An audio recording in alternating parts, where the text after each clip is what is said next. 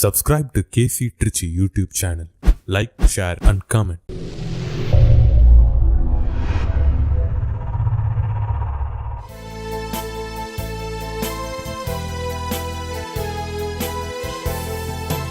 காலங்கள் மாறலாம், கோலங்கள் மாறலாம், காற்றசைய மறக்கலாம், கடலசைய மறக்கலாம். காலங்கள் மாறலாம், கோலங்கள் மாறலாம், காற்றசைய மறக்கலாம், கடலசைய மறக்கலாம். உன் அன்பு என்றென்றும் மாறாதையா, உன் நினைவில் நான் என்றும் வாழ்வேனையா. உன் இதய வாசு தேடி வருகிறேன், என் இதயம் உழைய என்னில் வாருமே. நீ இல்லையே நான் இல்லையே, நீ இல்லையே நான் இல்லையே, நான் வாழ என்னுள்ளம் வா, நான் வாழ என்னுள்ளம் வா.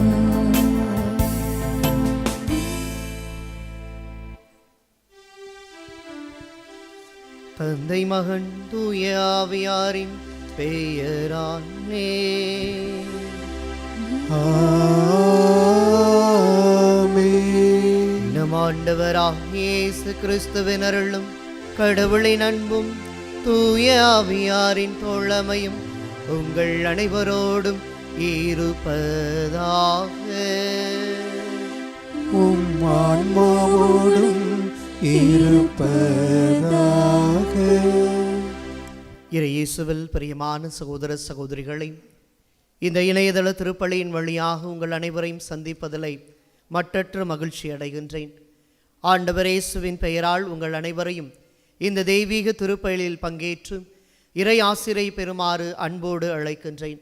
நம்பிக்கையில் வாழ்வு பெறுங்கள், நம்பிக்கையால் மட்டுமே ஆண்டவரிடத்தில் முழுமையான ஆசிரை பெற முடியும் என்ற மாபெரும் கருத்தினை கொடுக்கின்றது. எனவே இந்த திருப்பலியின் வழியாக நாம் கடவுள் மீது கொண்டிருக்கின்ற நம்பிக்கையை ஆழப்படுத்தவும், அந்த நம்பிக்கையில் வேரூன்றி மற்றவர்களை நம்பிக்கையில் வழிநடத்தவும் தேவையான அருளை இந்த திருப்பலியின் வழியாக பெற்றுக்கொள்வோம். அன்பார்ந்த சகோதர சகோதரிகளே, இந்த திருப்பலியை தகுதியான விதத்தில் ஒப்புக் கொடுக்க தடையாக இருக்கிற நம்முடைய குற்றம் குறைகளை ஏற்றுக்கொண்டு ஆண்டவருடைய பாதத்திலே மனமருந்தி மன்னிப்பை வேண்டுவோமாக. எல்லாம் வல்ல இறைவனிடமும் சகோதர சகோதரிகளே, உங்களிடமும் நான் பாவியனை ஏற்றுக்கொள்கிறேன். ஏனெனில் என் சிந்தனையாலும் சொல்லாலும் செயலாலும் கடமையில் தவறியதாலும் பாவங்கள் பல செய்தேன். என் பாவமே, என் பாவமே, என் பெரும் பாவமே. ஆகையால் எப்பொழுதும் கனியான புனித மரியாவையும் வானதூதர் புனிதர் அனைவரையும், சகோதர சகோதரிகளே உங்களையும் நம் இறைவனாகிய ஆண்டவரிடம் எனக்காக வேண்டிக் கொள்ள மன்றாடுகிறேன். எல்லாம் வல்ல இறைவன் நம் மீது இரக்கம் வைத்து நம் பாவங்களை மன்னித்து நம்மை நிலை வாழ்வுக்கு அழைத்து செல்வாராக. ஆமென்.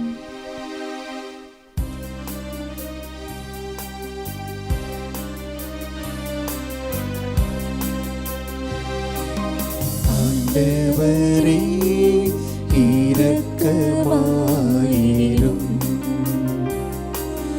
ஆண்டவரே இரக்கமாயிரும்.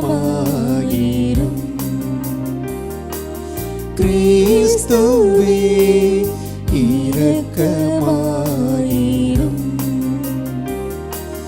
கிறிஸ்துவே இரக்கமாயிரும். ஆண்டவரே இரக்கமாயிரும், ஆண்டவரே இரக்கமாயிரும். மன்றாடுவோமாக. இறைவா, புனித தாமஸ் தூய வாழ்வை நாடுவதில் ஆர்வம், மறை போதனைகளை கற்று அறிவதில் புகழும் பெற்று விளங்க செய்தீரே. அவர் கற்பித்தவற்றை நாங்கள் அறிந்து கொள்ளவும் அவரது வாழ்வை பின்பற்றவும் எங்களுக்கு அருள் புரிவீராக. உம்மோடு தூய ஆவியாரின் ஒன்று ஒரே இறைவனாய் என்றென்றும் வாழ்ந்து ஆட்சி செய்கின்றவர் வழியாக உம்மை மன்றாடுகின்றோம்.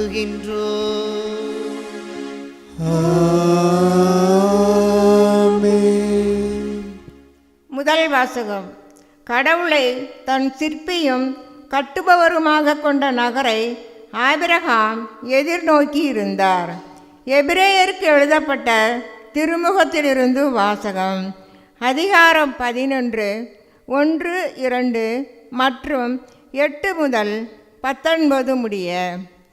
சகோதர சகோதரிகளே, நம்பிக்கை என்பது நாம் எதிர்நோக்கி இருப்பவை கிடைக்கும் என்னும் உறுதி, கண்ணுக்கு புலப்படாதவை பற்றிய ஐயமற்ற நிலை.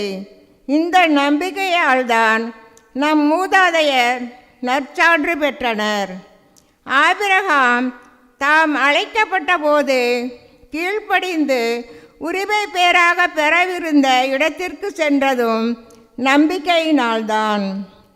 தாம் எங்கே போக வேண்டும் என்று தெரியாதிருந்தும் அவர் புறப்பட்டு சென்றார். வாக்களிக்கப்பட்ட நாட்டில் அவர் குடியேறி ஓர் அந்நியரை போல வாழ்ந்தது நம்பிக்கையினாலேயே. அதே வாக்குறுதிக்கு உடன் உரிமையாளர்களான ஈசாக்குடனும் யாக்கோப்புடனும் அவர் கூடாரங்களில் குடியிருந்தார்.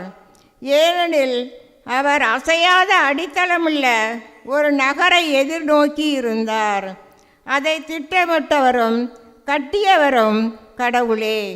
ஆபிரகாம் வயது முதியவராயும் சாரா கருவுற இயலாதவராயும் இருந்தபோதிலும் அவர் ஒரு தந்தையாவதற்கான ஆற்றல் பெற்றது நம்பிக்கையினால்தான். ஏனெனில் வாக்களித்தவர் நம்பிக்கைக்கு உரியவர் என அவர் கருதினார். இவ்வாறு அவர் உயிரற்றவர் போலிருந்த இந்த ஒருவரிடமிருந்து வானத்தில் உள்ள திரளான விண்மீன்களைப் போலவும் கடற்கரையில் உள்ள எண்ணிறந்த மணலைப் போலவும் கணக்கற்ற மக்கள் பிறந்தனர். இவர்களெல்லாம் நம்பிக்கை கொண்டவர்களாய் இறந்தார்கள். வாக்களிக்கப்பட்டவற்றை அவர்கள் பெறவில்லை எனினும் தொலையில் அவற்றை கண்டு மகிழ்ந்தார்கள். இவ்வுலகில் தாங்கள் அந்நியர் என்பதையும் தற்கால குடிகள் என்பதையும் ஏற்றுக்கொண்டார்கள். இவ்வாறு ஏற்றுக்கொள்வோர் தம்முடைய தாய் நாட்டை தேடி செல்வோர் என்பது தெளிவு. தாங்கள் விட்டு வந்த நாட்டை அவர்கள் நினைத்து கொண்டிருக்கவில்லை. அப்படி நினைத்திருந்தால் திரும்பி செல்ல அவர்களுக்கு வாய்ப்பு கிடைத்திருக்கும். ஆனால் அவர்கள் சிறப்பான ஒரு நாட்டை, அதாவது விண்ணக நாட்டையே நாடுகிறார்கள். அதனால்தான் கடவுளும் தம்மை அவர்களுடைய கடவுள் என்று அழைத்து கொள்ள வெட்கப்படவில்லை. அவர்களுக்கென அவர் ஒரு நகரை ஆயத்தப்படுத்தியுள்ளார். ஆபிரகாம் சோதிக்கப்பட்ட போது ஈசாக்கை பலியிட துணிந்தது நம்பிக்கையினால்தான். ஈசாக்கின் மூலமே உன் வழிபரவு விளங்கும் என்ற வாக்குறுதியை அவர் பெற்றிருந்த போதிலும் அவர் தம் ஒரே மகனை பலியிட முன்வந்தார். ஏனெனில் இறந்தோர் கடவுள் உயிரோடு எழுப்ப வல்லவர் என்பதை அவர் உணர்ந்திருந்தார். எனவே அவர் தம் மகனை மீண்டு பெற்றுக்கொண்டார். பின்பு நடக்க இருந்ததற்கு இது ஓர் அறிகுறி. ஆண்டவரின் அருள்வாக்கு. இறைவனுக்கு நன்றி. பதிலுரை பாடல். லூக்கா 1 பல்லவி. தம் மக்களை தேடி வந்து விடுவித்த ஆண்டவரை போற்றுவோம். தம் மக்களை தேடி வந்து விடுவித்த ஆண்டவரை போற்றுவோம்.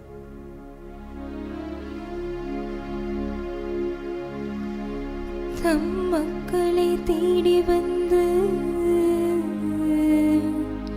விடுவித்த ஆண்டவரை போற்றுவோம். தம் மக்களை தேடி வந்து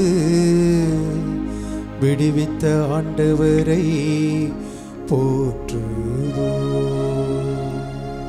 தம் தூய இறைவாக்கினர் வாயினால் தொடக்க முதல் அவர் மொழிந்தபடி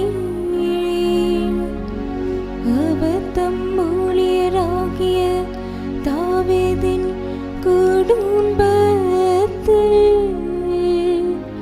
வல்லமை உடைய மீட்பர் ஒருவர் நமக்காக தோன்ற செய்தார்.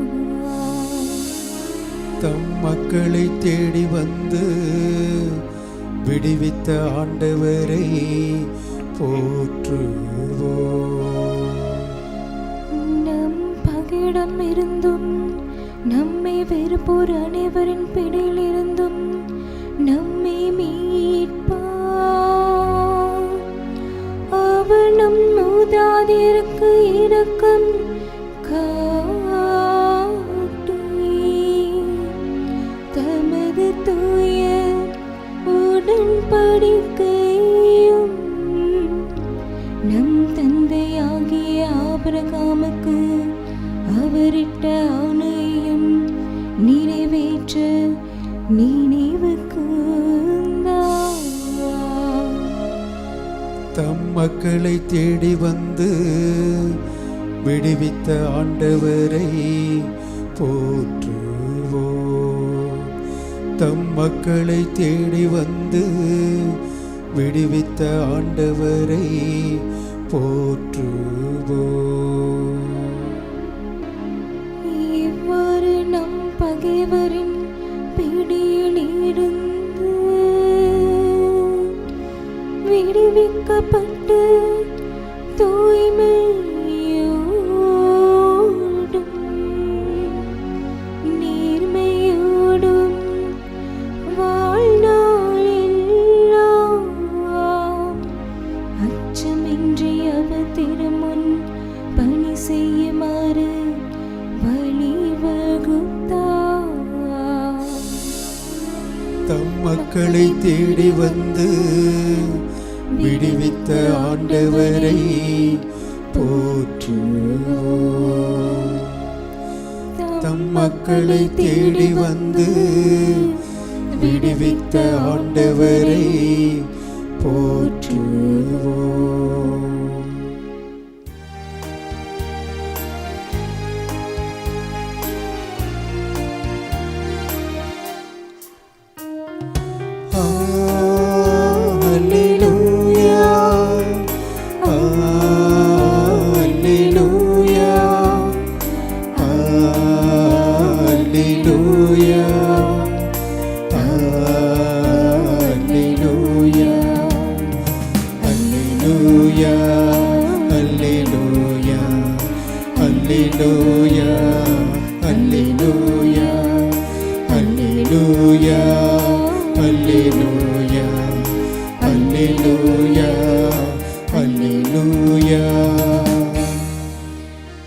தம் ஒரே மகன் மீது நம்பிக்கை கொள்ளும் ஏவரும் அழியாமல் நினைவாழ்வு பெரும் பொருட்டு அந்த மகனை அழிக்கும் அளவுக்கு கடவுள் உலகின் மேல் அன்பு கூர்ந்தார். அல்லேலூயா. அல்லேலூயா, அல்லேலூயா, அல்லேலூயா, அல்லேலூயா, அல்லேலூயா, அல்லேலூயா, அல்லேலூயா, அல்லேலூயா. ஆண்டவர் உங்களோடும் இருப்பாராக. உம் ஆன்மாவோடும் இருப்பாராக. மார்க்கு எழுதிய தூய நற்செய்தியிலிருந்து வாசகம். ஆண்டவரே மாட்சி உமக்கே. பிரிவு 4 இறைவார்த்தைகள் 35 தொடங்கி 41 முடிய. அன்றொரு நாள் மாலை நேரம் இயேசு சீடர்களை நோக்கி, அக்கரைக்கு செல்வோம் வாருங்கள் என்றார். அவர்கள் மக்கள் கூட்டத்தை அனுப்பிவிட்டு படகில் இருந்தவாறே அவரை கூட்டிச் சென்றார்கள். வேறு படகுகளும் அவருடன் சென்றன. அப்பொழுது ஒரு பெரும் புயல் அடித்தது. அலைகள் படகின் மேல் தொடர்ந்து மோத அது தண்ணீரால் நிரம்பிக் கொண்டிருந்தது. அவரோ படகின் பிற்பகுதியில் தலையணை வைத்து தூங்கிக் கொண்டிருந்தார். அவர்கள், போதகரே, சாகப் போகிறோமே, உமக்கு கவலை இல்லையா என்று சொல்லி அவரை எழுப்பினார்கள். அவர் விழித்தெழுந்து காற்றை கடிந்து கொண்டார். கடலை நோக்கி இறையாதே, அமைதியாயிரு என்றார். காற்று அடங்கியது, மிகுந்த அமைதி உண்டாயிற்று. பின் அவர் அவர்களை நோக்கி, ஏன் அஞ்சுகிறீர்கள்? உங்களுக்கு இன்னும் நம்பிக்கை இல்லையா என்று கேட்டார். அவர்கள் பேரச்சம் கொண்டு, காற்றும் கடலும் இவருக்கு கீழ்ப்படுகின்றனவே, இவர் யாரோ என்று ஒருவரோடு ஒருவர் பேசிக்கொண்டார்கள். ஆண்டவரின் அருள்வாக்கு. கிறிஸ்துவே உமக்கு புகழ். நம்முடைய நம்பிக்கை எப்படிப்பட்டது? இயேசுவில் பிரியமான சகோதர சகோதரிகளை, இன்றைய நாளில் நாம் வாசிக்க கேட்ட வாசங்களுடைய பின்னணியிலே ஆண்டவர் இயேசு நமக்கு கொடுக்கின்ற அருமையான படிப்பினை என்னவென்றால், நாம் நம்பிக்கையோடு வாழ்கிறோமா, நம்முடைய நம்பிக்கை எப்படிப்பட்டதாக இருக்கிறது என்பதை சிந்தித்து பார்ப்பதற்கு அழைப்பு கொடுப்பதாக அமைகிறது. 3 என்ற எண்ணானது விவிலியத்திலே மிக சிறப்புக்குரிய ஒரு எண்ணாக பார்க்கப்படுகிறது. இயேசு 3 முறை சோதிக்கப்படுகிறார். இயேசு 3 முறை கல்வாரி அந்த பாடுகளின் பயணத்தில் விழுந்து எழுகிறார். 3 முறை தன்னுடைய சாவை முன்னறிவிக்கிறார். 3 சீடர்களை தன்னுடைய அன்பு வட்டத்திலே வைத்துக் கொள்ளுகிறார். பேதுரு, யாக்கோபு, யோவான், இந்த 3 பேரையும். அதே போல இயேசுவினுடைய இந்த வாழ்விலே 3 என்ற எண் மிக முக்கியத்துவம் மிக்கதாக நாம் பார்க்கிறோம் அன்புக்குரியவர்களே. ஆக இந்த 3 என்ற எண்ணின் அடிப்படையிலே சிந்திக்கிற பொழுது இயேசு ஏன் இதை 3 முறை சொன்னார் என்று நம்முடைய மனம் ஏங்குகிறது. இன்னும் கூடுதலாக யோசித்தால், அவருடைய உயிர்ப்புக்கு பின்பாக பேதுருவை பார்த்து 3 முறை, என் மீது உனக்கு அன்பு உண்டா சீமோனே என்று இயேசு அங்கே கேட்கிறார். 3 முறை கேட்ட பின்பாக, என் ஆடுகளை பேணி வளர் என்று சொல்லி அங்கே இயேசு பேதுருவின் கையில் தன்னுடைய முழுமையான அந்த விருப்பத்தை, மிகப்பெரிய இந்த திருச்சபையை கட்டி எழுப்புகிற பொறுப்பினை வழங்குகிறார். ஆக இப்படியாக இந்த 3 என்று சிந்திக்கிற பொழுது இன்றைய நாளில் 3:3:3 என்ற ஒரு சிந்தனையை தான் உங்களோடு நான் பகிர்ந்து கொள்ள ஆசைப்படுகிறேன். என்ன ஃபாதர், கணக்கு உங்களுக்கு தெரியல, 3:3 தான் இருக்கும். அதான் 3:3:3ன்னா போக போக நீங்களே தெரிந்து கொள்வீர்கள். இன்றைய நாளிலே வாசிக்கப்பட்ட இந்த வாசகங்கள் ஒரு கத்தோலிக்க கிறிஸ்தவர்களாகிய நம்முடைய உள்ளத்திலே எதை நாம் விதைத்து வைத்திருக்கிறோம், அந்த விதையை எவ்வாறு விளைச்சலை நோக்கி போகிறது என்பதை சிந்தித்து பார்க்க கடவுள் இன்றைய நாளில் உங்களுக்கும் எனக்கும் அழைப்பு கொடுக்கிறார். இன்றைய முதல் வாசகமும் நற்செய்தி பகுதியும் நம்பிக்கை என்ற ஒற்றை வார்த்தையை, அல்லது இந்த கத்தோலிக்க திரு அவையினுடைய ஒட்டுமொத்த சாராம்சத்தை இந்த நம்பிக்கை என்ற ஒரு வார்த்தையிலே இயேசு நமக்கு கற்றுக் கொடுக்க விரும்புகிறார். பிரியமானவர்களே, நம்பிக்கையை எப்படி பார்க்கலாம்? நம்பிக்கையை ஒவ்வொருவரும் ஒவ்வொரு விதமாக பார்ப்பார்கள். ஒரு சிறு குழந்தையை அதனுடைய அறிவுக்கு எட்டியவாறு நம்பிக்கையை பார்க்கும். அதுவே இளைஞனாக இருக்கிறவன் அவனுடைய சிந்தனைக்கு ஏற்ப நம்பிக்கையை பார்ப்பான். ஒரு நடுத்தர வயது மிக்க திருமணமானவர்கள் எப்படி பார்ப்பார்கள்? அவருடைய வாழ்க்கை சூழலுக்கு ஏற்ப நம்பிக்கையை பார்ப்பார்கள். முதியவர்கள் ஆண்டவரோடு இணைந்து வாழ வேண்டும் என்று தங்களுக்குள் இருக்கிற எல்லா ஆற்றல்களையும் திருஜெபமாலை சொல்லி தினம்தோறும் கடவுள் முன்பாக வருகிறவர்கள் எப்படி பார்ப்பார்கள்? அவர்களுடைய அனுபவத்தின் அடிப்படையில் பார்ப்பார்கள். ஆக ஒவ்வொருவரும் தங்கள் வாழ்வில் வருகிற இந்த நம்பிக்கையை அவரவருடைய அனுபவ ரீதியாக பார்க்க விளைகிறோம் அன்புக்குரியவர்களே. கடவுள் இன்றைய நாளில் மிக அருமையான ஒரு செய்தியை எப்படி சொல்லுகிறார் தெரியுமா? முதல் பகுதி, நம்முடைய நம்பிக்கை எப்படி தகர்க்கப்படுகிறது அல்லது நம்முடைய நம்பிக்கை எப்படி தோல்வி அடைகிறது என்பதையும், அடுத்ததாக இந்த நம்பிக்கை தோல்வி அடைகிற பொழுது அது எப்படியாக இருக்க வேண்டும் என்பதை இயேசு விரும்புகிறார் என்பதையும், அது எப்படிப்பட்டதாக கட்டி எழுப்பப்பட வேண்டும் என்பதை மூன்றாவதாகவும் இயேசு இன்று நம்முடைய வாழ்க்கையிலே என்ன செய்ய விரும்புகிறார்? கொடுக்க விரும்புகிறார். இதை எப்படி புரிந்து கொள்வது? அதுதான் இன்றைய நற்செய்தியினுடைய பின்னணியாக இருக்கிறது. சீடர்கள் இயேசுவோடு இருக்கிறார்கள். 3 ஆண்டுகள் இயேசுவோடு பயணிக்கிறார்கள். இயேசு பேசுவதை கேட்கிறார்கள். இயேசு உரையாடுவதை உறவாடுவதை அவர்கள் ஆத்மார்த்தமாக என்ன செய்கிறார்கள்? அனுபவிக்கிறார்கள் அன்புக்குரியவர்களே. ஆக இயேசு போகிற பொழுதெல்லாம் அவர் என்ன செய்தார், என்ன சொல்லுகிறார், எப்படி இருக்கிறார், எதை அவருடைய வாயிலிருந்தும் வார்த்தையிலிருந்தும் வாழ்க்கையிலிருந்தும் கொடுக்கிறார் என்பதையெல்லாம் கூர்ந்து கவனித்து கொண்டிருக்கிற சீடர்கள் இன்றைய நாளில் இயேசுவோடு அந்த கடலிலே பயணத்தை மேற்கொள்ளுகிறார்கள். இயேசு ரொம்ப டயர்டாக இருந்திருப்பார் போல, பாவம். பின்னாடி போயிட்டு தலானை வச்சு நல்லா தூங்குறார். இவங்கெல்லாம் ஓரேன்னு என்ன செய்கிறாங்க? எல்லாம் கத்துறாங்க. ஏன்னா கடல் அலை, கொந்தளிப்பு, புயல், அப்படியே தண்ணி எல்லாம் என்ன செய்து அந்த படகுக்குள்ள வந்துகிட்டே இருக்கு. இயேசு அங்கே தூங்கி கொண்டு இருக்கிறார். அன்புக்குரியவர்கள், இதுதான் நம்முடைய கிறிஸ்தவ நம்பிக்கை. ஆண்டவர் அவர்களோடு இருக்கிறார். ஆனால் அவர்களுக்கெல்லாம் தெரிந்தது என்ன? ஆண்டவரை காட்டிலும் இந்த அகில உலகம் எப்படியெல்லாம் துன்புறுகிறதோ அதுபோல அங்கே அலைகழிக்கப்பட்ட நிலையை அங்கு இருக்க சீடர்கள் அத்தனை பேரும் கண்டு என்ன செய்கிறார்கள்? பதறி போகிறார்கள், பதற்றம் அடைகிறார்கள். ஆனால் இயேசுவை எழுப்புகிறார்கள். ஐயோ ஆண்டவரே, நாங்கள் சாக போகிறோமே, உனக்கு கவலை இல்லையா என்று சொல்லி. இவர்கள் அத்துணை பேருமே கவலையற்ற மனிதர்களாக அவர் கரம் பிடித்து வழிநடத்த வேண்டும் என்று பெயர் சொல்லி அழைத்த ஒவ்வொருவரும் ஆண்டவரிடத்தில் கேட்கிற கேள்வி என்ன அன்புக்குரியவர்களே? உனக்கு கவலை இல்லையா? மார்க் நற்செய்தி 3ஆம் அதிகாரம் 13 15 வரை உள்ள இறை வார்த்தைகளில் மிக தெளிவாக நாம் பார்க்கிறோம். இயேசு தாம் விரும்பியவரை தம்மிடம் வரவழைத்தார். அப்ப விரும்பியவரை வரவழைத்திருக்கிறார் என்றால் அவர் கைவிடுவாரா? நிச்சயமா கைவிட மாட்டார். ஆனால் இந்த சீடர்கள் எல்லாம் என்ன நினைக்கிறார்கள்? எங்களை கடவுள் கைவிட்டு விட்டாரோ என்ற அந்த பதற்றத்திலே இயேசுவை எழுப்புகிறார்கள். இயேசுவும் எழுந்து காற்றையும் கடலையும் கடிந்து கொள்கிறார். இறையாதே, அமைதியாயிரு என்று சொல்லி இயேசு என்ன செய்கிறார்? அந்த சீடர்கள் மத்தியிலே காற்றையும் கடலையும் அடக்கிய பின்பாக அவர்களை பார்த்து கேட்கிறார், ஏன் அஞ்சுகிறீர்கள்? இன்னும் உங்களுக்கு நம்பிக்கை வரவில்லையா? இத்தகைய கேள்வியை தான் இயேசு உங்களிடமும் என்னிடமும் இன்றைய நாளில் கேட்கிறார். பிரியமானவர்களே, நம்முடைய வாழ்க்கையில் யோசித்து பாருங்களேன். எதை குறித்து ஆண்டவர் நம்மை பார்த்து மகிழ்ச்சி அடைவார்? நாம் வைத்திருக்கிற பணத்தையா? இல்லை. பதவியையா? இல்லை. பட்டத்தையா? இல்லை. அழகையா? இல்லை. ஆடம்பர வாழ்க்கை முறையா? இல்லை. அன்புக்குரியவர்களே, நம்முடைய வாழ்விலே எதை பார்த்து ஆண்டவர் மகிழ்ச்சி அடைவார் தெரியுமா? எதை பார்த்து வியப்படைவார் தெரியுமா?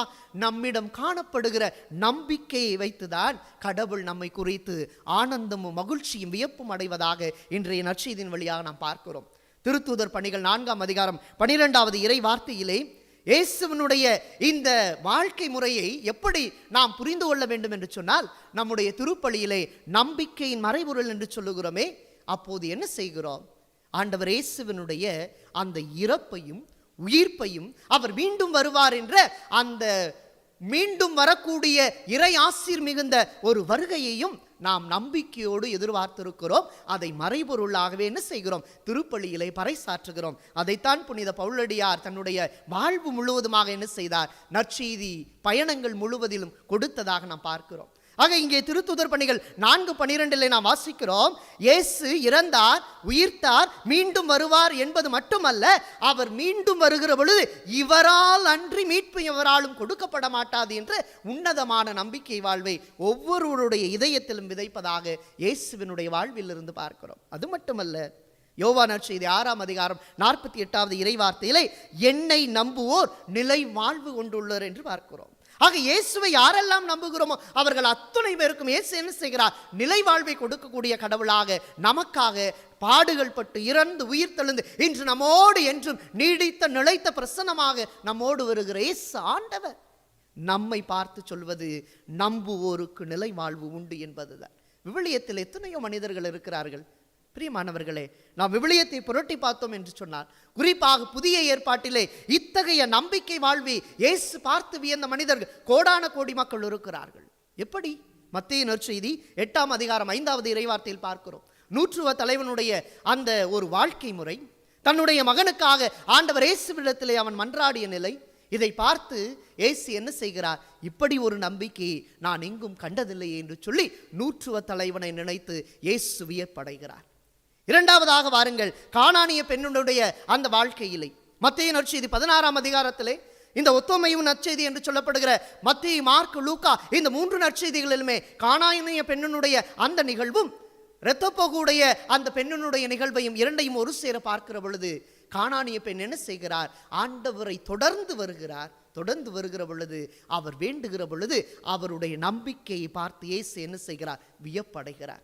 அதற்கடுத்ததாக அந்த இரத்தப்போக்குடைய பெண்மணி ஆண்டவருடைய அந்த ஆடையின் விளிம்பை தொட்டாலே நான் நலமடைவேன் என்று சொல்லி நம்பிக்கையோடு வந்தாள் அல்லவா? அதை பார்த்து இயேசு வியப்படைகிறார். அன்புக்குரியவர்களே, எல்லோரும் தான் அங்கு இருந்தார்கள். இயேசுவின் மேல் சாய்ந்திருப்பார்கள், இயேசுவை பிடித்து இழுத்திருப்பார்கள், இயேசுவின் மீது கைப்பட்டு இருக்கும், இயேசுவின் மீது மற்றவர்கள் உரசுகின்ற அந்த நிலையெல்லாம் இருந்திருக்கும். ஆனாலும் இயேசு இந்த பெண்மணியை பார்த்து என்னிடமிருந்து வல்லமை வெளிப்பட்டதை இப்பொழுது நான் உணர்கிறேன் என்று சொல்லுகிறார். எனவே அப்படிப்பட்ட ஒரு வியப்புக்குரிய மனிதர்களாக, இந்த நம்பிக்கையின் மனிதர்களாக இவர்கள் அத்துணை பேரும் இருந்திருக்கிறார்கள் என்பதைத்தான் இன்றைய முதல் வாசகத்திலே தெளிவாக பார்க்கிறோம். எபிரேயருக்கு எழுதப்பட்ட திருமுகம் 11ஆம் அதிகாரத்திலே 1வது இறைவார்த்தையிலே நாம் எதிர்நோக்கி இருப்பது நடக்கும் என்ற ஐயமற்ற நிலை. அன்புக்குரியவர்களே, ஆக இயேசு நம்முடைய வாழ்வு முழுவதும் இந்த நம்பிக்கையை எப்படி கொடுக்கிறார்? நாம் என்றும் அந்த நம்பிக்கையில் வாழ வேண்டும் என்று கொடுக்கிறார். ஆனால் நம்ம என்ன செய்கிறோம்? அந்த நம்பிக்கையில் வாழ்வதற்கு தவறி விடுகிறோம். இதை எப்படி புரிந்து கொள்வது? மத்தேயு நற்செய்தி 13ஆம் அதிகாரம் 58வது இறைவார்த்தையில் இயேசு தன்னுடைய சொந்த ஊருக்கு போகிறார். அங்கு இருக்கிற தொழுகை கூடத்திலே அவர் பறைசாற்றுகிறார். தொழுகை கூடத்திலே இறைவார்த்தை எடுத்து உரைத்த பின்பாக, யார் இவன்? இவங்க அப்பா சூசையப்பர் தானே, இவன் தச்சன் மகன்ல, மரியா இங்கே தானே இருக்காங்க, இவனோட சகோதர சகோதரிகள் அங்கே தானே இருக்கிறாங்க, என்ன பெருசா இவன் என்ன பண்ண போறான் அப்படின்னு நினைத்த மாத்திரத்தில் இயேசு அவர்களிடத்தில் கண்ட அவன் நம்பிக்கையை கண்டு அவர்களிடத்தில் ஒன்றும் செய்யாமல் ஒரு சில வல்ல செயல்களை மட்டும் செய்து அங்கிருந்து அகன்றார் என்று விவிலியத்திலே பார்க்கிறோம். பல நேரங்களில் நாமும் அப்படித்தான் அன்புக்குரியவர்களே. ஆண்டவர் இயேசு நம்மிலே நிகழ்த்த விரும்புகிற முழுமையான வல்லமையான செயல்களை நம்பிக்கையோடு எதிர்நோக்காததால் தான் நம்பிக்கையற்ற மனிதர்களாக நாம் வாழுகிறோம். இதை 3 காரியங்களில் நான் உங்களுக்கு தெளிவுபடுத்த விரும்புகிறேன். அதுதான் முதல் 3. என்ன முதல் 3 என்றால், எப்படி நம் நம்பிக்கை வாழ்வு நம்மிடமிருந்து பிரிந்து போகிறது. முதல் காரியம், துன்பங்கள், துயரங்கள், வேதனைகள் நம்முடைய வாழ்க்கையில் வருகிற பொழுது நாம் நம்பிக்கையில் சரிவடைகிறோம். அதற்கு நல்ல உதாரணமே இன்றைய நற்செய்தி தான். மார்க்கு நற்செய்தி 4ஆம் அதிகாரம் 35லிருந்து 41 வரை உள்ள இறை வார்த்தைகளிலே எவ்வளவு நாள் இயேசுவோடு அவர்கள் இருந்தார்கள்? 3 ஆண்டுகள் இருந்தார்கள். 3 ஆண்டுகள் பேசினார்கள், 3 ஆண்டு பழகினார்கள், 3 ஆண்டுகள் புதுமை கண்டார்கள், 3 ஆண்டுகள் அவர்கள் ஆண்டவர் இயேசுவோடு நடந்தார்கள். ஆனால் இன்றைய நற்செய்தியில் வருவது போல அவர்களால் இயேசுவை புரிந்து கொள்ள முடியவில்லை, நம்பிக்கையை இழந்து நிற்கிறார்கள். நம்மளும் இப்படிதாங்க. ஒரு துன்பம் வரட்டுமே, ஆண்டவரே உனக்கு கண் இருக்கா, காது இருக்கா, மூக்கு இருக்கா, எல்லாம் அவருக்கு அங்கங்கே தான் இருக்கும். நம்ம தான் என்ன செய்யறதில்ல, ஆண்டவர் மீது வைத்த நம்பிக்கை உடஞ்சு போயிடுறோம். நல்லா போயிட்டு இருக்கிற பையன் திடீர்னு ஆக்சிடென்ட் ஆகிட்டான்னு வச்சுக்கோங்களேன், அவ்வளவுதான். ஆண்டவர்கிட்ட போய் உட்காந்துக்கிட்டு, நான் உனக்கு ஜமால சொல்லலையா, நற்கர் ஆசிர்வாதத்துக்கு வரலையா, நவநாள் போலையா, அங்கே வரலையா, இங்கே வரலையா, பூசைக்கு வரலையா அப்படின்னு கேள்வி மேலே கேள்வி கேட்டு நாம் நம்பிக்கை இழந்து விடுகிறோம் அன்புக்குரியவர்களே. ஆனால் அது முதல் தவறு. துன்பங்கள், துயரங்கள், வேதனைகள் வருகிற பொழுது இன்னும் ஆழமாக என்ன செய்ய வேண்டும்? நம்முடைய நம்பிக்கை வாழ்வு இருக்க வேண்டும். இதைத்தான் விதைப்ப ஒரு உண்மையிலே இயேசு அழகாக சொல்வார். மத்தேயு நற்செய்தி 13ஆம் அதிகாரம் 5வது இறைவார்த்தையிலே, பாறையின் மீது விழுந்த விதை கடுமையான வெயிலினாலும் அந்த பாறை இடுக்குகளில் என்ன செய்ய முடியவில்லை? வளர முடியவில்லை என்று பார்க்கிறோமே. அதுபோலதான் நம்மில் சிலரின் நம்பிக்கை இருக்கிறது. அது துன்ப துயர வேதனை நேரங்களிலே கண்டுபிடிக்கப்படுகிறது. அப்போது நம்பிக்கையை இழந்து விடுகிறோம். இரண்டாவதாக, இந்த உலக போக்கின்படி வாழ்ந்தால், அந்த வேர்ல்ட்லி ப்ரெஷர் அப்படி சொல்றோம்ல, இந்த உலகின் போக்கின்படி வாழ ஆரம்பித்தால் நாம் நம்பிக்கை இழந்து போகிறோம் என்று சொல்லப்படுகிறது. ரோமேயருக்கு எழுதிய திருமுகத்திலே புனித பவுலடியார் 12வது அதிகாரம் 2வது இறைவார்த்தையில் இவ்வாறு சொல்கிறார், உலகத்தின்படி ஒழுகாதீர்கள். என்ன அன்புக்குரியவர்களை உலகத்தின்படினா? பணம், காசு, பதவி, பட்டம், சுகம், சொத்து எல்லாம் தான் என்ன நம்ம தேடிக்கிட்டே இருக்கிறோம். இன்னைக்கெல்லாம் பாருங்க, பிள்ளைங்களை அழாத அப்படின்னு சொல்ல முடியலை, அழுதுகிட்டே இருக்கும். அதுக்கு என்ன செய்கிறோம்? சாத்தானை கையை பிடிச்சி கூட்டிகிட்டு வந்து, இந்த என் பிள்ளை பக்கத்தில் உட்காந்துக்கோ, நீ என்ன வேணாலும் பண்ணிக்க. என்ன? Android phone. பிள்ளை கையில் அது இருக்குது. அம்மாவும் அப்பாவும் அவங்க பாட்டுக்கு அவங்கவுங்க வேலையை பார்க்குறாங்க. ஆனால் நாம் நினைக்கிறோம் பிள்ளை நன்றாக வளர்கிறது என்று. ஆனால் கொஞ்சம் கொஞ்சமாக சாத்தான் தன்னுடைய வேலையை காட்டுவான். ஆக அந்த குழந்தைகளிடத்தில் நம்பிக்கை இல்லாமல் போய்விடும். எனவே இந்த உலகத்தில் இருக்கிற எல்லா நாட்டங்களும் சிற்றின்ப காரியங்களும் எல்லாம் நம்மை துரத்தி வருகிற பொழுது நாம் என்ன செய்கிறோம்? இந்த உலகத்திலே நம்மை நிலைநாட்ட ஆசைப்படுகிறோம். அதில் நின்னுக்கிறோம். உலகத்தில் இருக்கிற எல்லா காரியங்களையும் நின்னுக்கிறோம். ஒரு நாள் ஒரு அம்மா நாடகம் பார்த்துட்டு இருக்கிறாங்க. வீட்டுக்கார் வராரு. வந்தோடனே என்ன செய்யணும்? அவருக்கு சோறு ஏதாவது போடணும். அதை விட்டுட்டு போறியா, விளம்பரம் வரும்போது போடுவேன், சும்மா எப்போ பாரு டிஸ்டர்ப் பண்ணிட்டு இருக்கேன் அப்படின்னு கேட்டால் என்ன அன்புக்குரியவர்களே? இன்பத்திலும் துன்பத்திலும் உடல் நலத்திலும் நோயிலும் நானும் உனக்கு பிரமாணிக்கமா? எங்கே போச்சு வாக்குறுதி வாசலோட நின்றுச்சு சாமி, அவ்வளோதான். எத்தனை வருஷம் தான் அந்த வாக்குறுதியை பிடிச்சிட்டு இருக்குது? இல்லை. நம்முடைய வாழ்வு முழுவதுமாக இந்த உலக காரியங்களில் நாட்டத்தை செலுத்த ஆரம்பித்தால் கடவுள் மீது இருக்கிற நம்பிக்கை நம்மை விட்டு கொஞ்சம் கொஞ்சமாக போய்விடும் அன்புக்குரியவர்களே. அதைத்தான் மத்தேயு நற்செய்தி 13ஆம் அதிகாரம் 7வது இறைவார்த்தையிலே முட்செடிகளுக்கு நடுவிலே விழுந்த விதையாக இந்த நம்பிக்கை வாழ்வை நாம் பார்க்கிறோம். முட்செடி என்ன செய்யும்? வளர்ந்து வரும். விதையை என்ன செய்யும்? நெருக்கி ஒடுக்கி வளர விடாமல் தடுத்து விடும். அதுபோலதான் உலக காரியங்கள் அனைத்தும் நம்முடைய நம்பிக்கையை கொஞ்சம் கொஞ்சமாக என்ன செய்யும்? நம்மிடமிருந்து எடுத்து விடும். 3வது காரியம், நாம் கடவுளை பற்றி வைத்திருக்கிற தவறான புரிதல். இது 3வது. இந்த தவறான புரிதல் என்ன செய்யும்? நம்முடைய நம்பிக்கையை கொஞ்சம் கொஞ்சமாக நம்ம இடத்திலிருந்து எடுத்துவிடும். எப்படி இதை புரிந்து கொள்வது? அழகான உதாரணம் யார் தெரியுமா? ஸ்நாபகர்ல திருமுழுக்கு யோவான் தான், வேற யாரும் கிடையாது. திருமுழுக்கு யோவான் என்ன செய்கிறார்? இதோ கடவுளின் செம்மறி, இவரே உலகின் பாவங்களை போக்குவதற்காக வந்தார் என்று சொல்லி அவரை சுட்டி காட்டியவராக திருமுழுக்கு யோவான் இருந்தார். அதன் பின்பு என்ன செய்யப்பட்டது?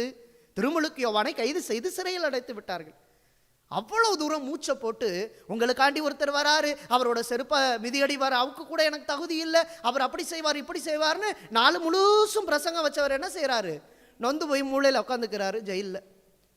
சந்தேகம் வருது, நம்ம சொன்னவர் இவர் தானா இல்லை வேற யாருக்காவது நம்ம காத்துட்டு இருக்கணுமா அப்படின்னு சீடர்களை அனுப்பி கேட்க சொல்லுகிறார். அன்புக்குரியவர்களே, நன்றாக நாம் யோசித்து பார்க்க வேண்டும்.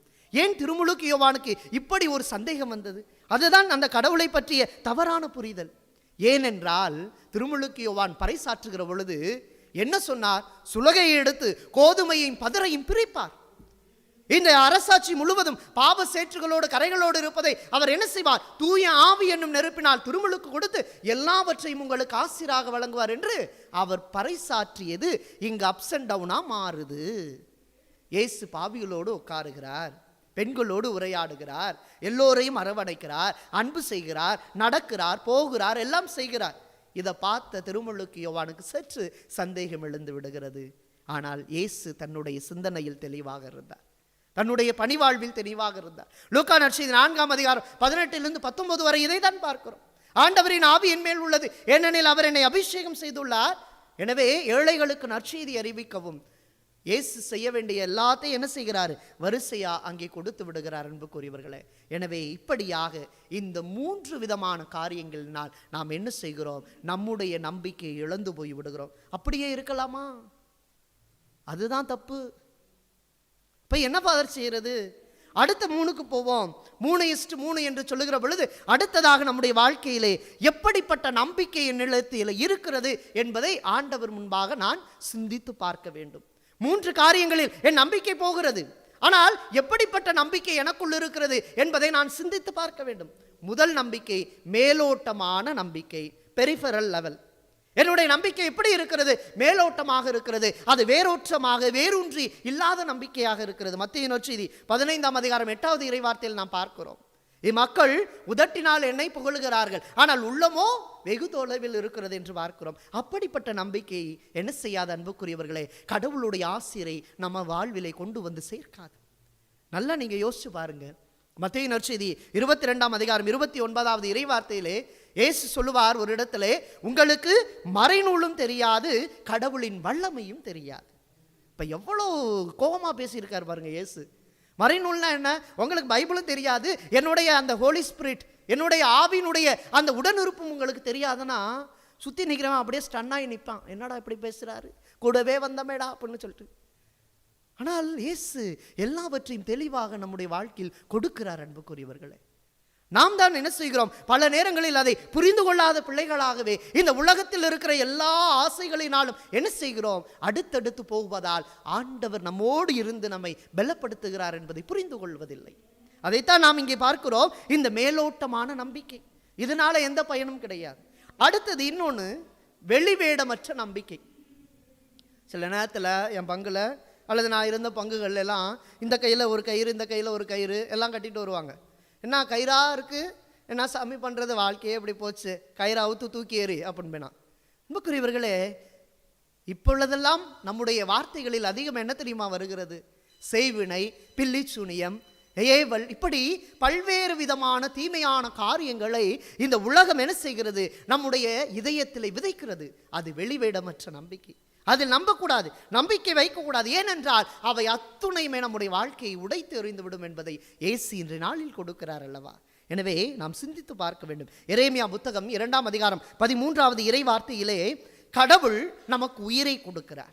அந்த உயிரை கொடுத்த கடவுள் உன்னதமான வாழ்வுக்காக நம்மை அழைக்கிறார். ஆனால் நாம் என்ன செய்கிறோம்? உடைந்த பாத்திரங்களை தேடி ஓடுகிறோம். அங்கே வாழ்வு கிடைக்குமா என்று சிந்திக்கிறோம். எவ்வளவு அருமையான ஒரு புரிதலை எரேமியா இறைவாக்கினர் கொடுக்கிறார் பாருங்க.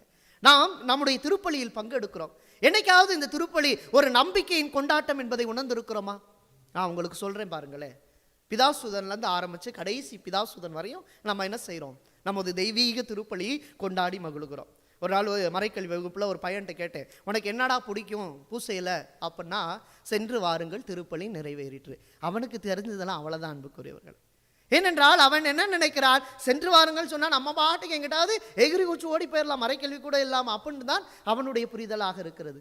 ஆனால் ஆரம்பத்திலிருந்து முடிகிற வரை பாருங்களேன், மூவொரு இறைவன் பெயரால் வரவேற்று வாழ்த்து சொல்லுகிறோம். அது நம்பிக்கையின் அடையாளம். இரண்டாவதாக, எல்லாம் வல்ல இறைவனிடம் சகோதர சகோதரியிடம் என்று சொல்லி நாம் பாவத்தை அறிக்கைட்டு கடவுளிடத்தில் பாவ மன்னிப்பு பெறுகிறோம். அது நம்பிக்கையின் அடையாளம். அதன் பின்பு குழும மன்றாட்டை என்று சொல்லுகிற, சபை மன்றாட்டை என்று சொல்லுகிற அந்த மன்றாட்டை எல்லோரும் ஒன்றிணைந்து ஜெபிக்கிறோமே, மன்றாடுவோமாக அப்படின்னா எல்லாரும் இடத்தை தேட ஆரம்பிச்சிருவாங்க பூசையில்.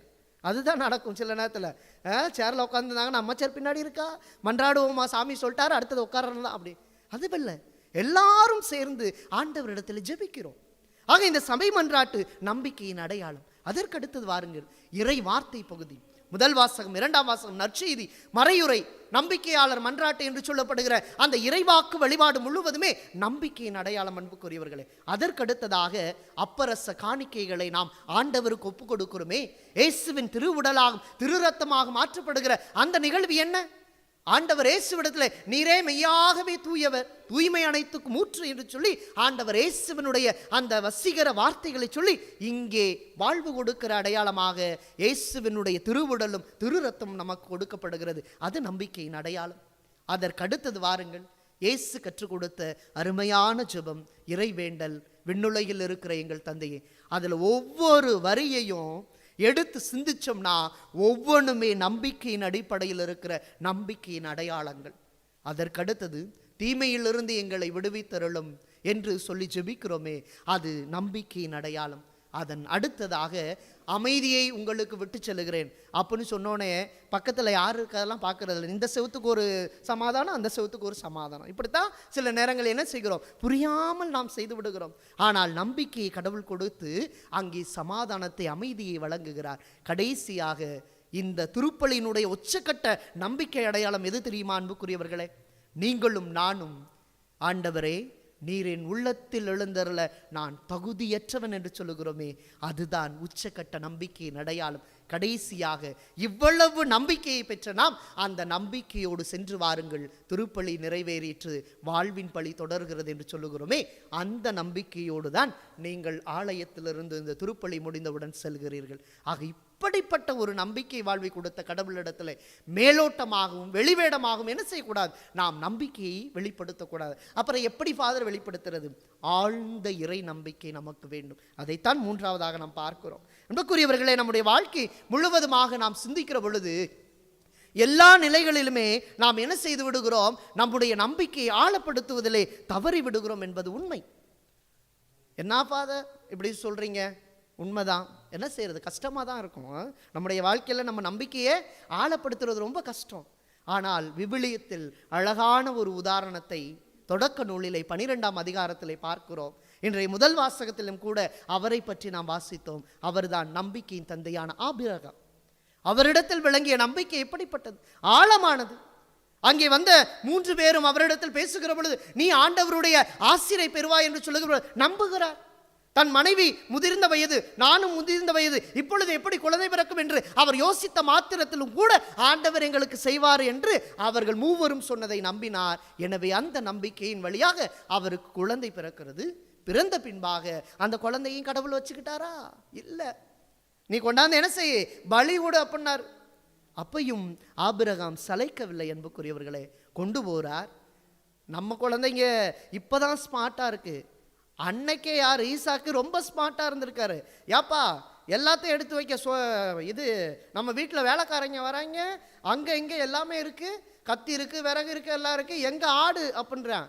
நீ பேசாமல் ஆடாமல் வாடா அப்படின்னு கூப்பிட்டு போயிருப்பார் ஆபிரகாம். அங்கே போய் எல்லாத்தையும் வரிசையாக படுக்க வச்சு ஈசாக்கு தூக்கி மேலே பலியிட வைக்கிறார். அப்பொழுதும் கூட ஆபிரகாம் அன்புக்குரியவர்களை ஆழ்ந்த நம்பிக்கையில் இருக்கிறார். அப்போது கடவுள் அவருக்கு உணர்த்துகிறார், செய்யாது, ஆட்டை எடுத்து பலி கொடு என்று சொல்லி. அங்கே ஆபிரகாமின் அந்த ஆழ்ந்த நம்பிக்கையை எப்படி ஆண்டவர் எப்படி தன்னுடைய தலைமுறை தோறுமாக தொடர்ந்து நீயே ஆசியாய் விளங்குவாய் என்று தொடக்க நூல் 12:2 கொடுத்த அந்த ஆசீர்வாதத்தை எதற்காக அன்புக்குரியவர்களை கொடுத்தார்? அவரிடத்தில் விளங்கிய நம்பிக்கையினால் கொடுத்தார் என்பதுதான் விவிலியத்தில் கொடுக்கப்பட்ட உண்மையாக இருக்கிறது. அது மட்டுமல்ல, அவருக்கு பின்பாக யோபுவினுடைய வாழ்வு. யோபு 1:21 இவ்வாறு பார்க்கிறோம், ஆண்டவர் கொடுத்தார், ஆண்டவர் எடுத்துக்கொண்டார். ஆண்டவர் தானே கொடுத்தாரு, ஆண்டவர் எடுத்துக்கிறதுல என்ன தப்பு என்ற அந்த நம்பிக்கையை ஆழமாக வெளிப்படுத்துகிறார். அதே போல யோபு 2ஆம் அதிகாரம் 10வது இறைவார்த்தையில் இவ்வாறு சொல்லுகிறார், ஆண்டவரிடத்திலிருந்து நன்மைகளை பெற்றுக்கொள்கிறோமே, ஏன் தீமையை பெற்றுக்கொள்ளக்கூடாது? நம்ம தீமை வந்துருச்சுன்னா, கஷ்டம் வந்துருச்சுன்னா, கவலையும் வேதனை கண்ணீரும் துன்பமும் துயரம் வந்துச்சுன்னா என்ன செய்கிறோம்? ஆண்டவரிடத்தில் இருக்கிற நம்பிக்கையை விட்டுறோம் அப்படின்னு பார்த்தோம்ல. அதைத்தான் யோபு அழகாக சொல்லுகிறார். ஆண்டவரிடத்தில் இருந்த நன்மையை மட்டும் பெற்று இல்லை, ஏன் தீமையை பெறக்கூடாது? அதுவும் நம்பிக்கை வாழ்வுதான்.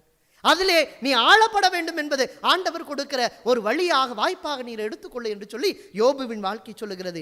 ஏனென்றால் அன்புக்குரியவர்களே, யாரிடத்திலெல்லாம் ஆழ்ந்த நம்பிக்கை இருக்கிறதோ அவர்கள் திருப்பாடல் 125:5 சொல்வது போல, சீயோன் மலை மீது கட்டப்பட்டது போல அவர்களுடைய நம்பிக்கை இருக்கும், அது அசையாது.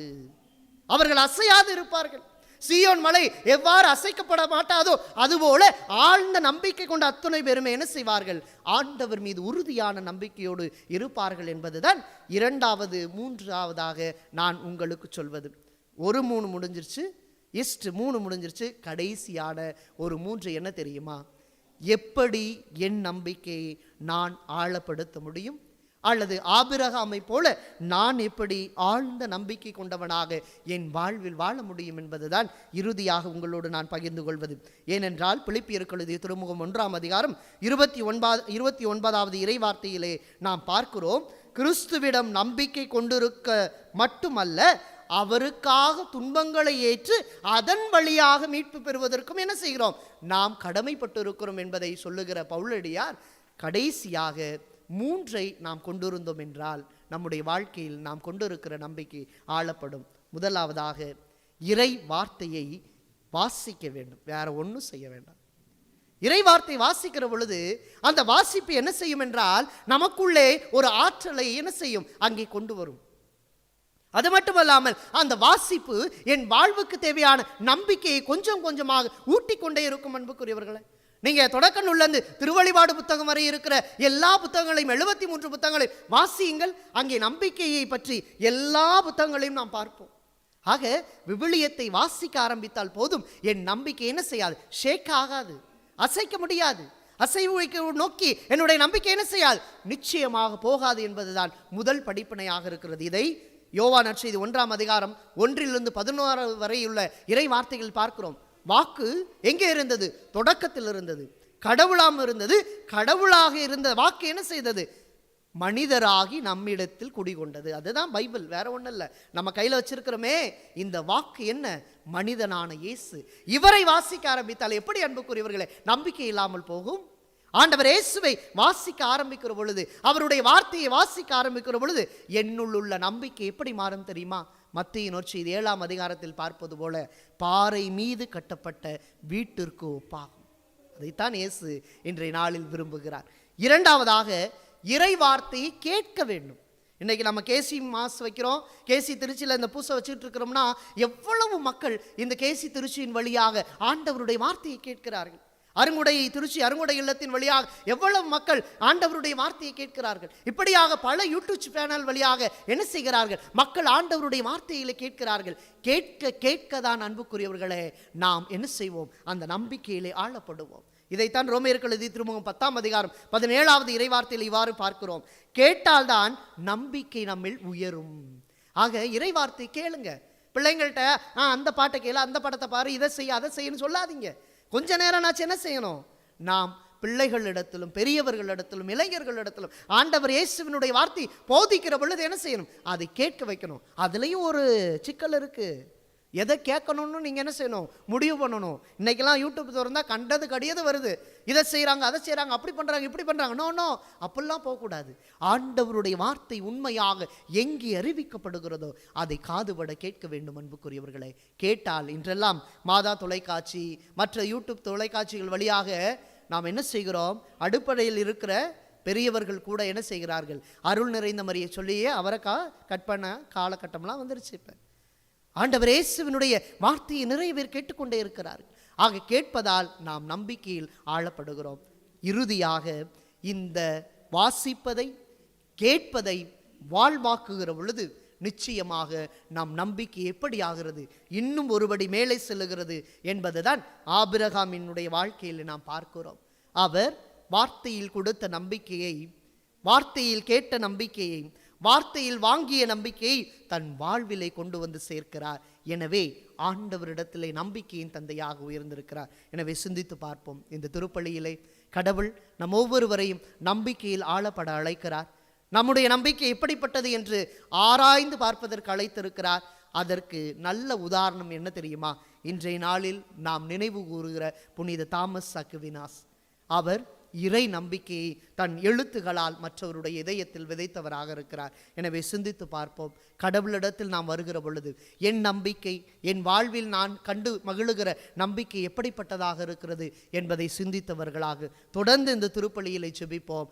ஆண்டவரே, துன்பத்தினால் நான் நம்பிக்கையிலிருந்து வீழ்ந்து போய் விடாமல், இந்த உலக போக்கினால் வாழுகிற பொழுது நம்பிக்கையில் வீழ்ந்து போய் விடாமல், அதே போன்று உன்னை பற்றிய தவறான புரிதல்களால் நான் வீழ்ந்து போய் விடாமல் இருக்க என்னை ஒவ்வொரு நாளும் என்ன செய்? கரம் பிடித்து வழிநடத்த. அப்பொழுது என் நம்பிக்கை மேலோட்டமான நம்பிக்கையாகவோ அல்லது வெளிவேடமற்ற நம்பிக்கையாகவோ இல்லாமல் ஆழ்ந்த நம்பிக்கையாக என்னை நீர் மாற்றுவீர். அதற்காக உன் வார்த்தையை கேட்கிறேன், உன் வார்த்தையை வாசிக்கிறேன், உன் வார்த்தைப்படி நான் வாழுகிறேன் என்று ஆண்டவரிடத்தில் முழுமையாக சரணடைவோம். தொடர்ந்து இறைவன் நம்மையும் நம் குடும்பத்தையும் ஆசீர்வதிக்கட்டும். ஆமீன்.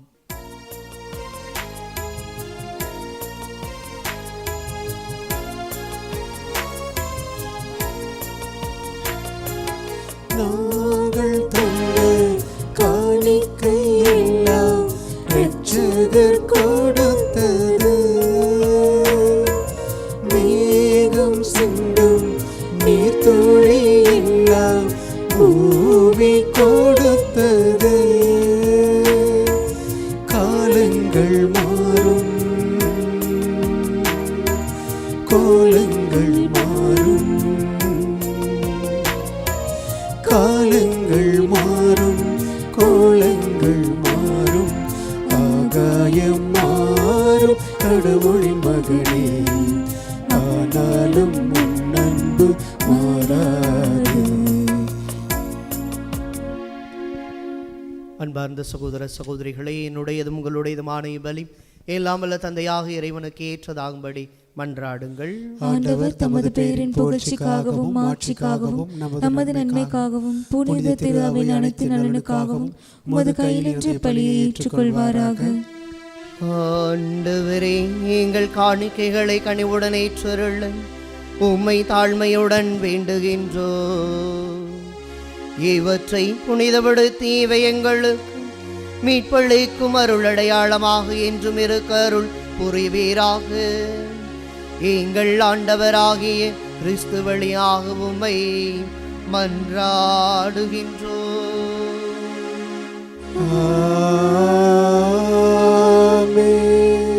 ஆண்டவர் உங்களோடு இருப்பாராக. உம் ஆன்மாவோடும் இருப்பாராக. இதயங்களை மேலே எழுப்புங்கள். ஆண்டவரிடம் எழுப்பியுள்ளோம். நம் இறைவனாகிய ஆண்டவருக்கு நன்றி கூறுவோம். அது தகுதி நீதியுமானது.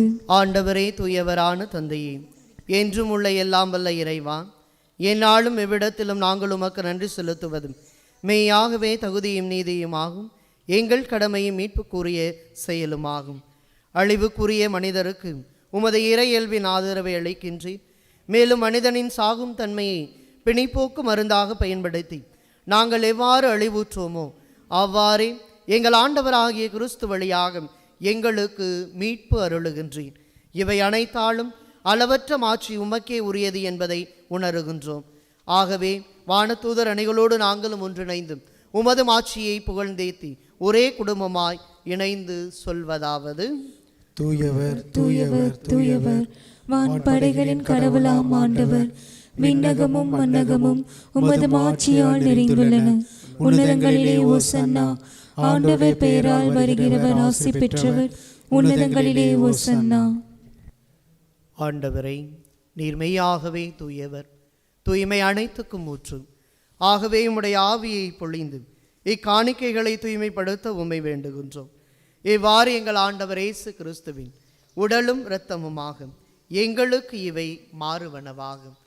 அவர் பாடுபட உளம் கனிந்து தம்மை கையளித்த போது அப்பத்தை எடுத்து நன்றி செலுத்தி அதை பிட்டு தம் சீடர்களுக்கு அளித்து கூறியதாவது: அனைவரும் இதிலிருந்து பெற்று உண்ணுங்கள், ஏனெனில் இது உங்களுக்காக கையளிக்கப்படும் என் உடல்.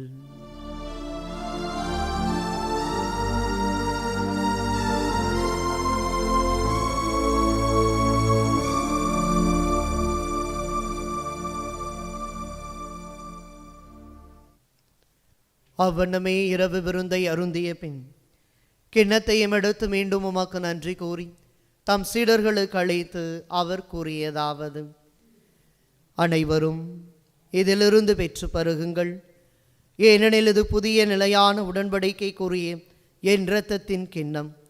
இது பாவ மன்னிப்புக்கென்றும் உங்களுக்காகவும் பலருக்காகவும் சிந்தப்படும். இதை என் நினைவாக செய்யுங்கள்.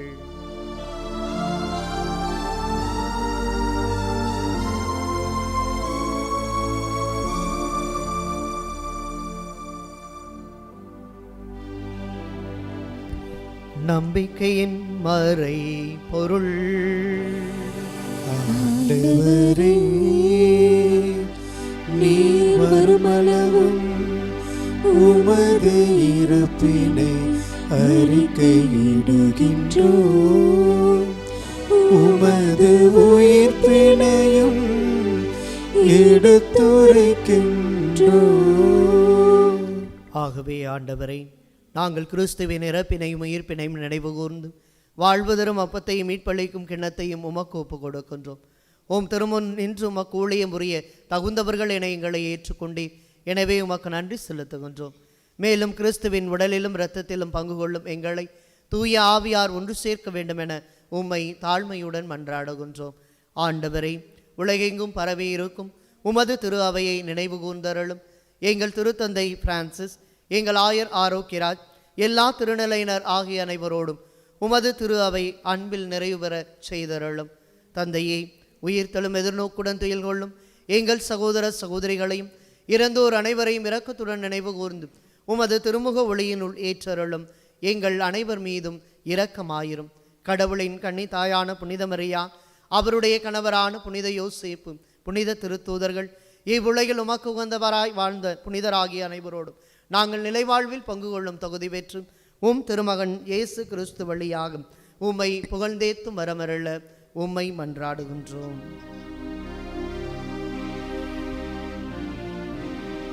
இவர் வழியாக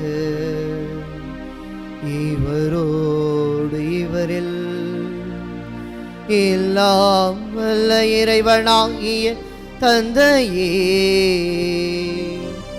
தூய ஆவியாரின் ஒன்றிப்பில் எல்லா புகழும் ஆட்சியும் என்றென்றும் உமக்கு உரியதே.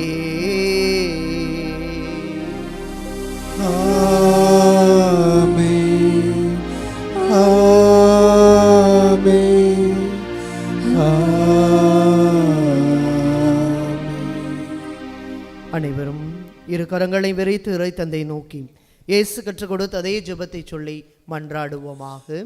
விண்ணுலகில் இருக்கிற எங்கள் தந்தையே, உமது பெயர் தூயதென போற்றப் பெறுக. உமது ஆட்சி வருக. உமது திருவுளம் விண்ணுலகில் நிறைவேறுவது போல மண்ணுலகிலும் நிறைவேறுக. எங்கள் அன்றாட உணவை இன்று எங்களுக்கு தாரும். எங்களுக்கு எதிராக குற்றம் செய்வோரை நாங்கள் மன்னிப்பது போல எங்கள் குற்றங்களை மன்னியும். எங்களை சோதனைக்கு உட்படுத்தாதையும் தீமையிலிருந்து எங்களை விடுவித்தருளும். ஆண்டவரே, தீமை அனைத்திலிருந்தும் எங்களை விடுவித்து எங்கள் வாழ்நாளில் அமைதியை கனிவுடன் அருள உம்மை மன்றாடுகிறோம். உமது இரக்கத்தின் உதவியால் நாங்கள் பாவத்திலிருந்து எப்போதும் விடுதலை பெற்று யாதொரு கலக்கமின்றி நலமாய் வளமாய் வாழ்வோமாக. நாங்கள் எதிர்நோக்கி இருக்கும் பேரின்பத்துக்காகவும் என் மீட்பராகிய இயேசு கிறிஸ்துவின் வருகைக்காகவும் காத்திருக்கின்றோம். ஏனெனில் ஆட்சியும் வல்லமையும் மாட்சியும் என்றென்றும் உமதே. ஆண்டவரே இயேசு கிறிஸ்துவே, அமைதியை உங்களுக்கு விட்டுச் சொல்லுகின்றேன், என் அமைதியையே உங்களுக்கு அளிக்கின்றேன் என்று உம் திருத்தூதர்களுக்கு மொழிந்தீரேன். எங்கள் பாவங்களை பாராமல் உமது திரு அவையின் நம்பிக்கையை கண்ணோக்கி உமது திருவுளத்திற்கேற்ப அதற்கு அமைதியையும் ஒற்றுமையையும் அளித்தருள்வீராக. என்றென்றும் வாழ்ந்து ஆட்சி செய்கின்றவர் நீரே. ஆண்டவருடைய அமைதி உங்களோடு என்றும் இருப்பதாக. ஆன்மாவோடும் இருப்பதாக. ஒருவருக்கொருவர் ஆண்டவர் இயேசு வழங்கும் அமைதியை பகிர்ந்து கொள்வோம். உலகின் பாவங்களை போக்கும் இறைவனின் செம்மறியே, எங்கள் மேல் இரக்கமாயிரும். உலகின் பாவங்களை போக்கும் இறைவனின் செம்மறியே, எங்கள் மேல் இரக்கமாயிரும். உலகின் பாவங்களை போக்கும் இறைவனின் செம்மறியே, எங்களுக்கு அமைதியை அளித்தருளும். இதோ இறைவனின் செம்மறி, இதோ உலகின் பாவங்களை போக்குவதற்காக வந்தவர். நாம் கொண்டிருக்கின்ற நம்பிக்கையை ஆழப்படுத்தவும் அந்த நம்பிக்கை எப்படிப்பட்டதாக இருக்கிறது என்று ஆய்ந்து தெளிந்து இந்த இறையேசுவில் முழுமையாக நம்பிக்கை வாழ்வை ஏற்படுத்தவும் வந்த நம்மை ஆசீர்வதிக்கிற இயேசு ஆண்டவர் இவர்தான். இவருடைய இந்த விருந்திற்கு அழைக்கப்பட்டுள்ள நாம் ஒவ்வொருவரும் பேறு பெற்றோர். ஆண்டவரே, நீர் என் நிலத்தில் எழுந்துள்ள நான் தகுதியற்றவள், ஆனால் ஒரு வார்த்தை மட்டும் சொல்லியருளும், எனது ஆன்மா நலமடையும். ஆசை திருவிருந்துக்கான மன்றாட்டு. ஆண்டவரே, நீர் என் இல்லத்தில் எழுந்தருள நான் தகுதியற்றவன், ஆனால் ஒரு வார்த்தை மட்டும் சொல்லியருளும் என்று நூற்றுவர் தலைவன் ஜெபித்தது போல நாங்களும் இப்போது உம் திருப்பாதம் பணிந்து வேண்டுகிறோம். இனிய இயேசுவே, நாங்கள் தகுதியற்றவர்களாய் இருந்தாலும் எங்கள் தகுதியின்மையை பாராமல் நீர் எங்கள் உள்ளங்களில் எழுந்து வாரும். உம் அன்பிலும் அருளிலும் நாங்கள் நிலைத்திருக்க எம்முள் எழுந்து வாரும். உம் பிள்ளைகளாக உயிருள்ள உண்மை சாட்சிகளாக உமது நற்செய்தின்படி வாழ்பவர்களாக எங்களை உருமாற்ற வாரும். தந்தையின் திருவுளப்படி வாழ்ந்திட எங்களுக்கு துணை புரிந்திட வாரும். நன்மை செய்வதில் ஆர்வமுள்ளவர்களாய் தீமைகள் அனைத்திலிருந்தும் விடுதலை பெற்றவர்களாய் வாழவும் எங்களை வழிநடத்த வாரும். எல்லா நலன்களும் வளங்களும் எங்களை நிரப்ப வாரும். ஆமேன். நன்றி கூறி மன்றாடுவோமாக. ஆண்டவரே, எங்களுக்கு அருள் புரிய உம்மை தாழ்மையுடன் வேண்டுகின்றோம். அதனால் புத்துயிரளிக்கும் உமது அருளை பெற்றுள்ள நாங்கள் உமது கொடையை முன்னிட்டு என்றும் பெருமை கொள்ள செய்வீராக. எங்கள் ஆண்டவராகிய கிறிஸ்து வழியாக உம்மை மன்றாடுகின்றோம்.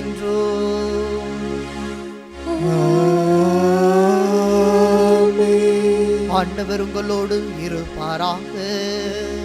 உம் ஆன்மாவோடும் இருப்பாராக. எல்லாம் வல்ல இறைவன் தந்தை, மகன், தூய ஆவியார் உங்களுக்கு ஆசை வழங்குவாராக.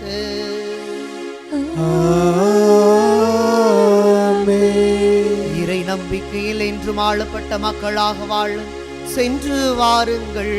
திருப்பலி நிறைவேறிற்று. இறைவனுக்கு நன்றி.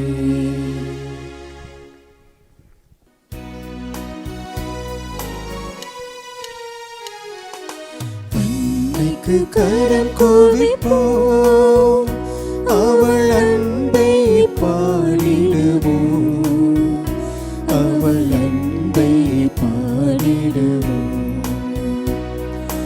அன்னை கரம் குவிப்போம்.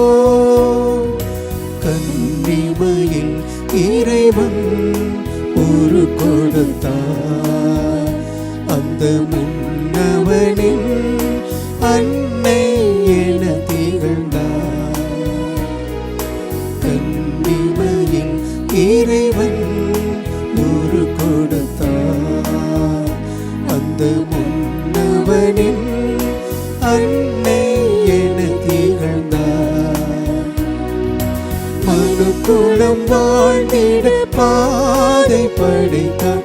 மனுக்குலம் வாழ்ந்திட பாதை படைத்தார். தினம் அவள் புகழினை பாடிடுவோம். அன்னைக்கு கரம் குவிப்போம். அவள் அன்பை பாடிடுவோம். அவள் அன்பை பாடிடுவோம். அன்னைக்கு கரம் குவிப்போம்.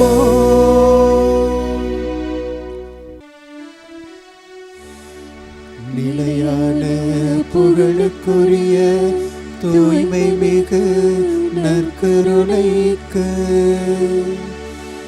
எல்லா காலமும் ஆராதனையும் புகழும் ஆட்சியும் உண்டாக கடவது. தந்தை மகன் தூய ஆவியாரின் பெயராலே ஆமென்.